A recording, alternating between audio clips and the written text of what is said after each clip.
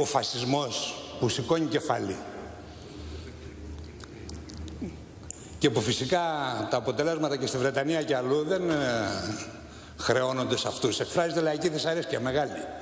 Φυσικά υπάρχουν και τέτοιες πλευρές της ιδιωτικοποίησης, αλλά για αυτή την άνοδο έχουν συμβάλει όλοι όσοι στήριξαν την Ευρωπαϊκή Ένωση, η οποία άρχισε έναν αισχρό αντικομουνισμό, εξίσωση φασισμού κομμουνισμού, ειδικά μετά το 1990, πάντα ήταν έτσι, αλλά ξεσάλωσαν τελείως, μέχρι έδωσαν συντάξεις σε εγκληματίες πολέμου φασίστες και τους αναγνώρισαν αντιστασιακούς και πάρα πολλά άλλα πράγματα, πέρα βέβαια από τις οικονομικές συνθήκες που δημιουργήθηκαν.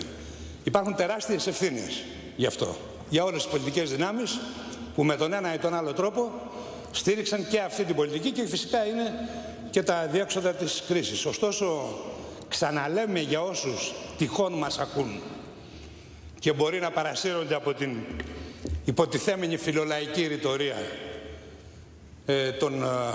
της Χρυσής Αυγής και άλλων φασιστών, ότι ο φασισμός είναι γνήσιο τέκνο του καπιταλισμού, ούτε καν νόφο. Είναι ο πιο επιθετικός, η πιο επιθετική μορφή της εξουσίας του κεφαλαίου.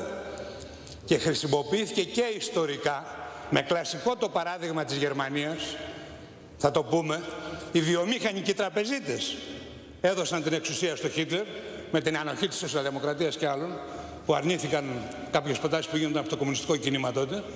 Αυτοί έδωσαν την εξουσία γιατί πίστευαν ότι ο Χίτλερ μπορεί να διεξάγει καλύτερα τον πόλεμο και νικηφόρα για να ξαναπάρουν τις χαμένες αγορές που είχαν χάσει το προηγούμενο διάστημα.